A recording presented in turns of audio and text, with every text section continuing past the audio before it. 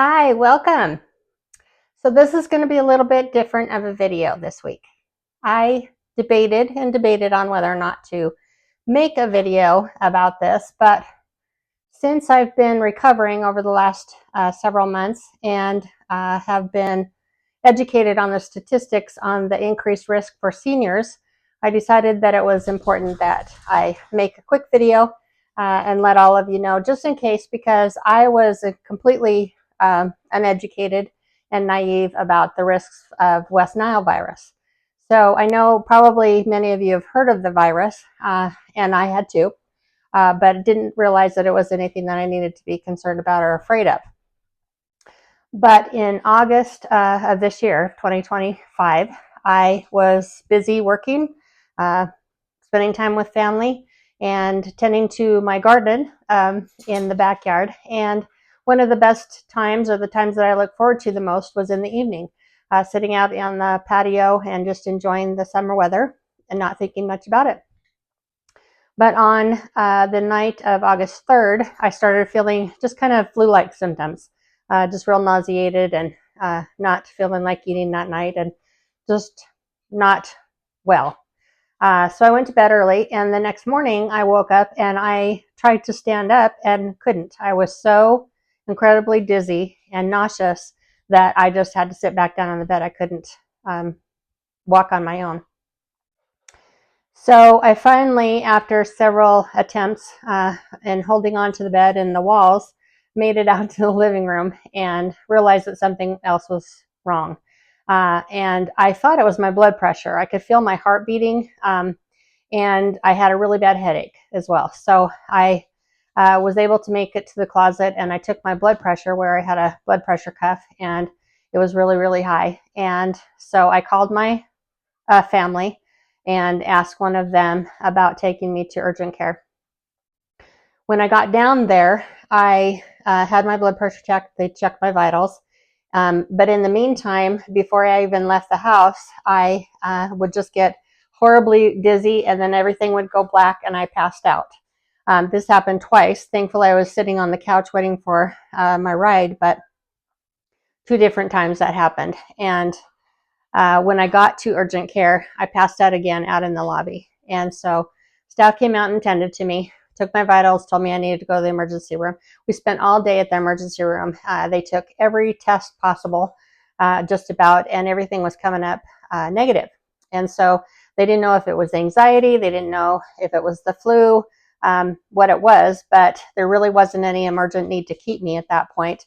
Although at that point I was feeling a lot more symptoms. I was very confused. I was feeling like I just could not stay awake. I was like falling asleep every time somebody would leave the room.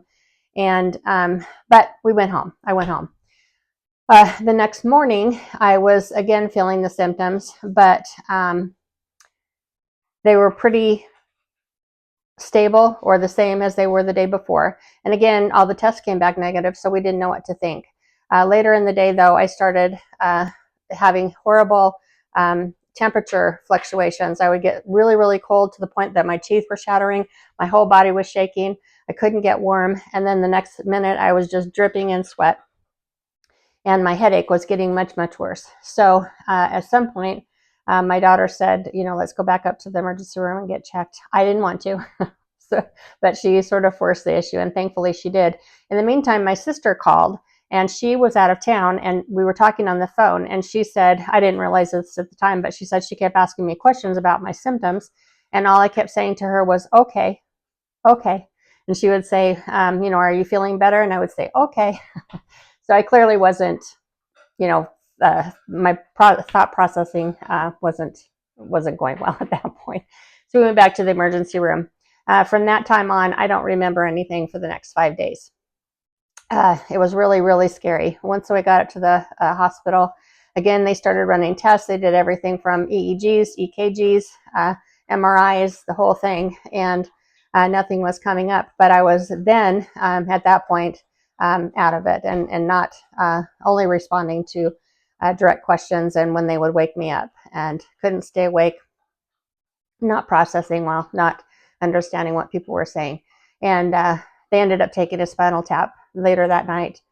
Sent it off because they have to send it to the Mayo Clinic, I guess, and that takes a while. In the meantime, we have a local infection control specialist here in town, and thankfully somebody called him, and he just said, it sounds like, you know, some sort of viral infection that's, but it sounds like something's affecting your brain. And so he had them put me on antiviral medication at that point. And thankfully, he did that.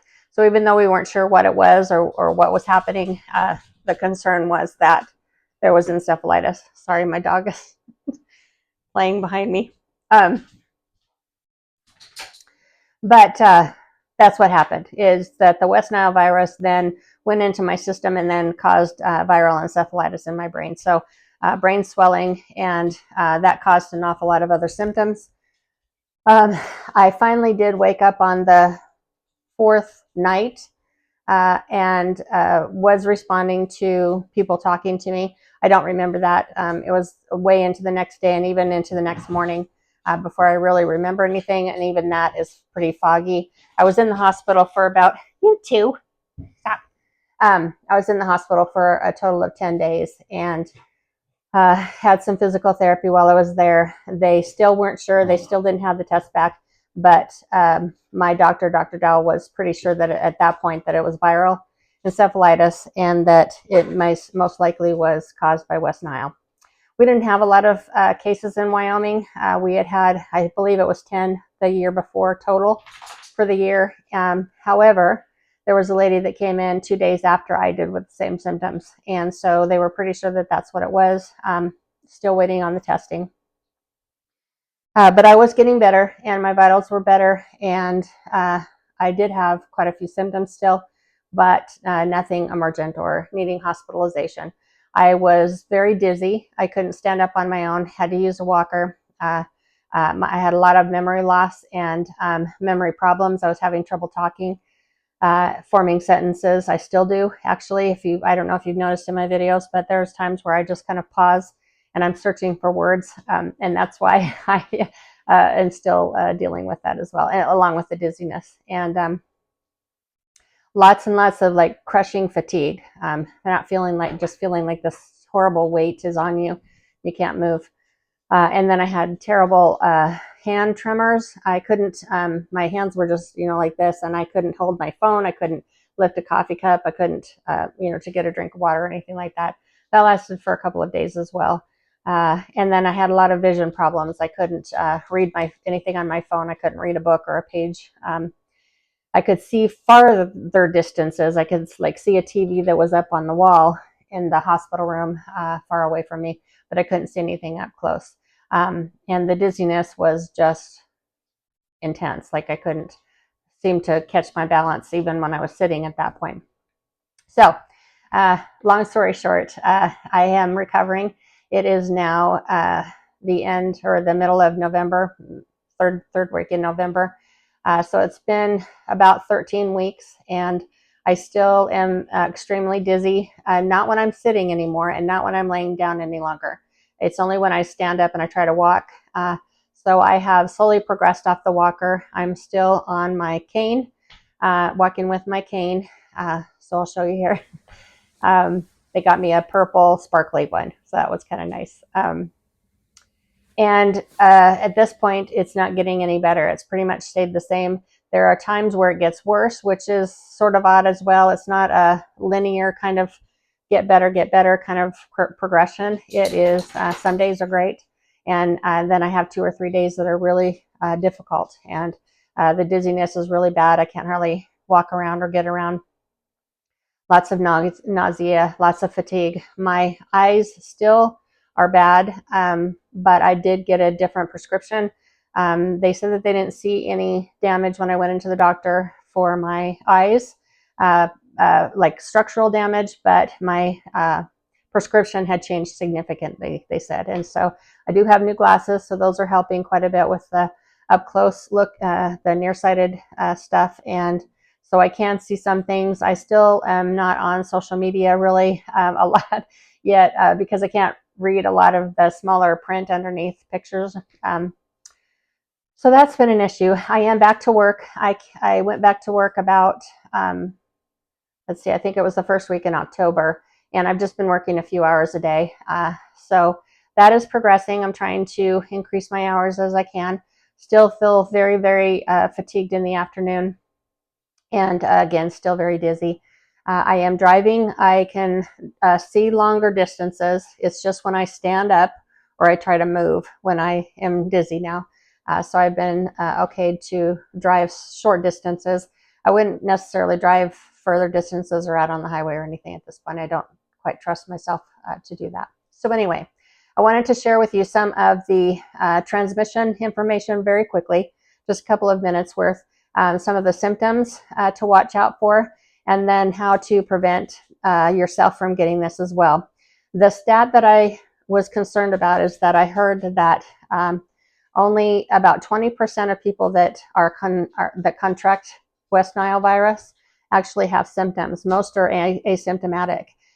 Those that do are often the people that are over 50 or that are immunocompromised patients, sometimes young, very, very young patients as well. And so I just wanted to throw that out there that we need to be very careful about that. And also the people over 50 are much more likely to get the serious version of the virus symptoms like I did with the encephalitis. And so I don't want that to happen to other people. So I wanted to get the word out. So I'm just going to show you some very quick slides about some of the stats, and then we'll wrap up for today. Thank you for joining me today.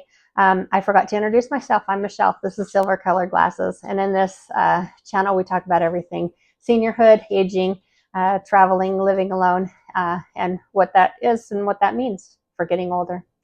So thank you again for joining me. If you find this helpful, if you wouldn't mind, please subscribing. I would love to have you back, and we'll get back to the regular videos after this, but I hope this is helpful. So stay tuned. Thanks so much. This is me unconscious with the EEG cap. West Nile came to the United States in 1999. It's transmitted by mosquitoes that have fed on birds and can be transmitted to animals.